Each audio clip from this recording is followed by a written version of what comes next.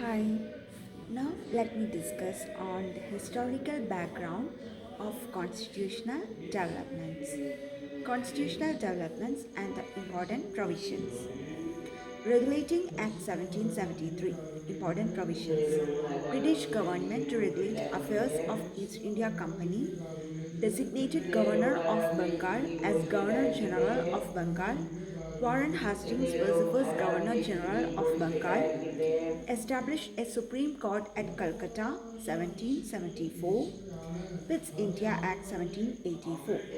Indian affairs under direct control of British government. Board of Control was established to manage political affairs. Charter Act of 1973.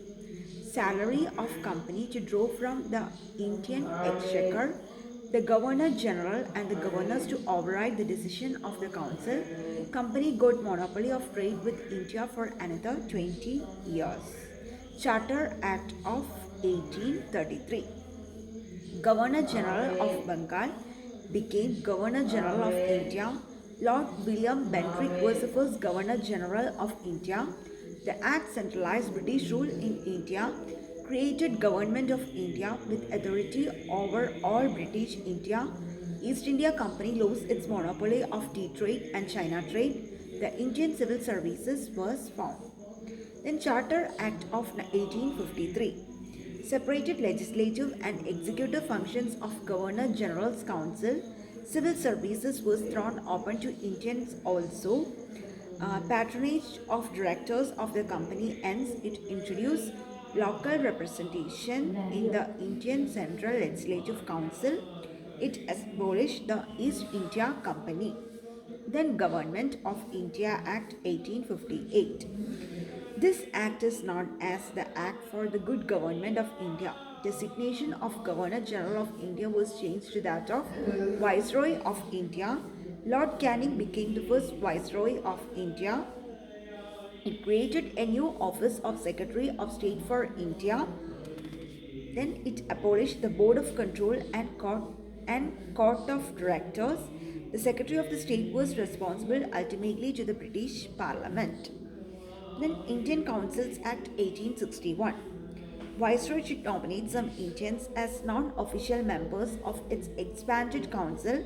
It initiated the process of decentralization by restoring the legislative powers to Bombay and Madras presidencies. It provided for establishment of new legislative councils for Bengal, NWFB and Punjab. It recognized the portfolio system introduced by Lord Canning in 1859. Then Indian Councils Act 1892. It added the number of non-official members in the central and provincial legislative councils. The act made a limited and indirect provision for the use of elections. Then Indian Councils Act 1909, Morley Minto reforms.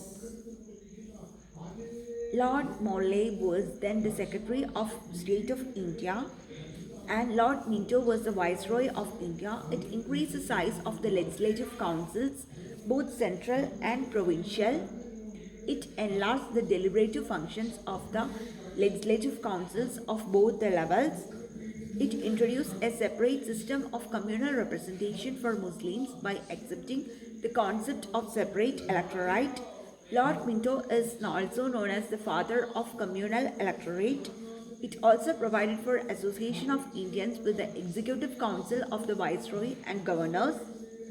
Government of India Act 1919, Montague-Chelmsford reforms. Montague was the Secretary of the State of India and Lord Chelmsford was the Viceroy of India. The act is also known as the Act of Devolution.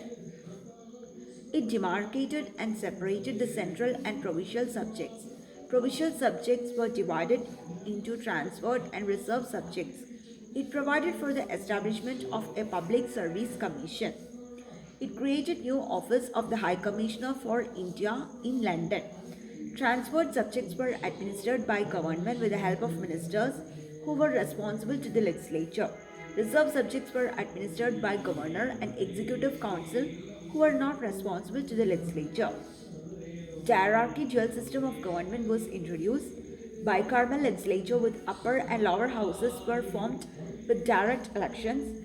Majority of members in both houses were directly elected. 3 of 6 members of the Governor General's Council had to be Indians. Then Simon Commission, 1927. 7 member statutory commission constituted to report the condition of India under its now constitution. The commission recommended the abolition of hierarchy, extension of responsible government in the provinces, establishment of Federation of British India and princely states was recommended, but it never came into existence. A white paper on constitutional reforms was prepared based on recommendations of Simon Commission. Then Communal Awards 1932, announced by the British Prime Minister Ramsay MacDonald. It announced the scheme of representation of the minorities, which came to be known as Communal Award. Then Pune Act 1932. Gandhiji undertook fast unto death in Yerawada jail against the execution of Communal Award. At last there was agreement between the leaders of the Congress and the depressed classes. Then Government of India Act 1935. It provided for the establishment of an All India Federation consisting of provinces and princely states as units. However, such a federation never came into existence. It abolished diarchy in the provinces and introduced provisional autonomy. It provided for the adoption of diarchy at the center. It introduced bicameralism in 6 out of 11 provinces. It extended the principle of communal representation by providing separate electorates for depressed classes, scheduled caste, women and labor workers. It abolished the Council of India. Then it established for the establishment of federal court. It provided for the establishment of Federal Public Service Commission. Then it provided for the establishment of Reserve Bank of India, introduced responsible governments in the provinces. These all are Government of India Act 1935. Then the August Offer 1940, establishment of Advisory War Council. A constitution-making body shall be appointed immediately after the war. The number of Indians in the Viceroy's Executive Council to be increased.